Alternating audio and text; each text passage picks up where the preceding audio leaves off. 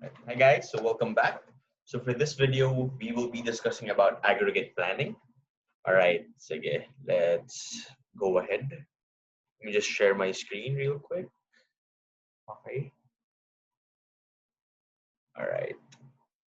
So aggregate planning. Okay, so let's first discuss what the goal of aggregate planning is. So this assumes that you already have a forecast in place. You already know how much you should be producing per month. So the goal now is, so let me just read it out for you guys. So the objective is to meet the forecasted demand while also minimizing costs over the planning period.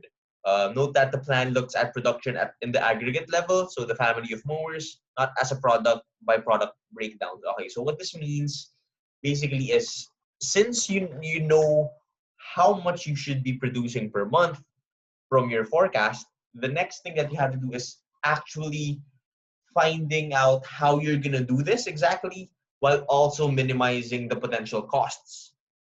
Okay.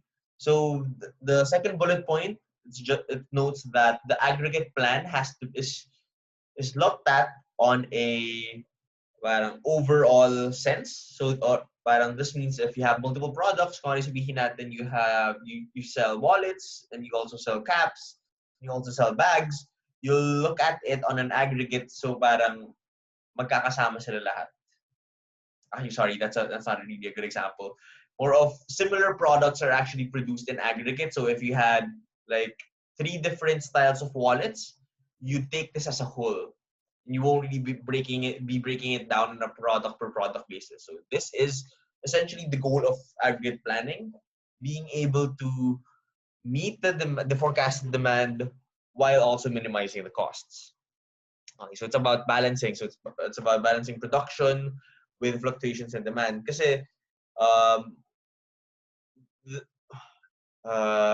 in real life, we might have forecasts, pero it doesn't mean na ito na yung magiging demand. So we have to be able to adjust while also minimizing the costs for this demand. Another thing is there are seasonalities that are present throughout the year. So, kasi kung ano sabihin natin, you know na for December, your demand is 10 times more than the other months, January, February. So does that mean you should hire um, enough workers to fulfill the demand for December? But if you do this, costs will be a lot higher, etc. and etc. Okay, so what are some aggregate planning strategies? So first one is in, in storing excess inventory in order to absorb changes in demand during the planning period. Um, so that's one strategy. Next is you can change the size of your workforce by laying off or hiring based on your demand. Next, number three, you can use part-timers. You could also use overtime and idle time to absorb fluctuations. You use overtime when you need to catch up with demand, and you just basically let your workers do nothing when there is but not as much demand. Next, you can also use subcontractors to fulfill fluctuating orders in demand, so excess demand. So what are subcontractors? So subcontractors are basically third-party agencies that will produce the goods for you at, of course, a higher price point. Basically, they're kind of like your competitors in a way, if you think about it. But yeah, that's also another strategy. The last one is you could also affect prices and other factors to influence demand. So this is more of a demand side plan. So since we are in an operations class, we will be focusing mostly on the operational tactics and strategies that you can do in order to balance the production with the demand. So aggregate planning. Okay, so these are the capacity options or the operational options that you have in order to uh, increase or decrease the amount of production that you have. So the first one is changing inventory levels. So basically what this means, let me just read it out for you real quick. So increase inventory during periods of low demand to meet high demand in in future periods. So if this strategy is selected, costs associated with storage, insurance, handling, obsolescence, pilferage, and capital invested will increase. So basically, what this means is you will produce a fixed number of products. So obviously, ang gagawin mo, sobrahan mo yung production mo para if ever sobra sa next month, you could just use that excess to fulfill that excess demand that will happen in the next month. Parang ganun.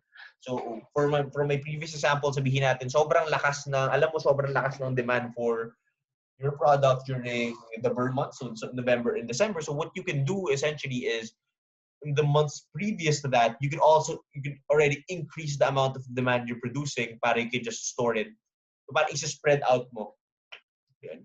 Next is varying the size of your workforce through layoffs and hiring. So basically it kind of speaks for itself. You can basically just hire and fire people depending on your demand. So there are a few problems with this. So number one, it might not be as easy to get new people. Number two, there's training involved. There's a learning curve involved. Number three, by continuously changing your workforce, you don't really build trust with your employees. So expertise is really not there. This can cause a dip in quality, etc. Next is varying production rates through overtime or idle time. So what you can do is you can just ask your workers to do overtime when you need to catch up with demand and just let them pretty much relax if there is not a lot of demand. All right. So other options, subcontracting. So getting a third-party company to produce additional goods. Possible pitfalls may be costly. Risks of opening the door to a competitor. Developing the perfect subcontract supplier can be a challenge. So pretty much speaks for itself. There are a lot of downsides to it, but it's also a very viable strategy. Next is using part-time workers. So yeah, it's instead of parang asking your workers to do overtime, you just get a part-time worker that you could hire only for like a certain period of time just to fulfill that demand. We also have your demand options. So these are just a few. So you can influence demand through advertising, promotions, like personal selling, increasing the number of salesmen that you employ. It's back ordering during high demand period. So back orders are orders for goods or services that a firm accepts but is unable or either on purpose or by chance to fulfill at the moment. So basically this is pre-orders.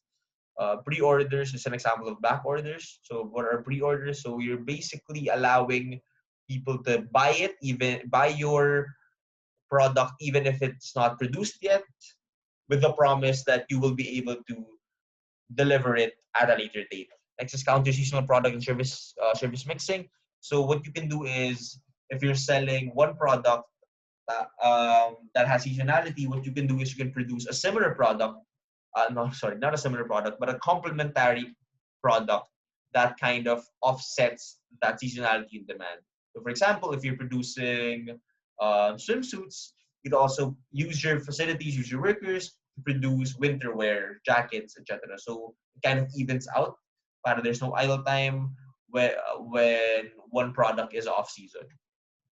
All right, so types of there are okay. So what are the types of aggregate planning strategies? So the two main types are chase strategy and level strategy. So what is chase strategy? Chase strategy, from the name itself, so attempts to achieve output rates for each period that match the demand forecast for that period. So you vary workforce levels by hiring or laying off, or you can also vary your output by means of overtime, idle time, part-time employees, or subcontracting. So basically, chase, from the name itself, you're trying to chase demand exactly. So you're trying to match demand exactly is basically what chase strategy is. So level strategy is all about keeping production uniform from period to period.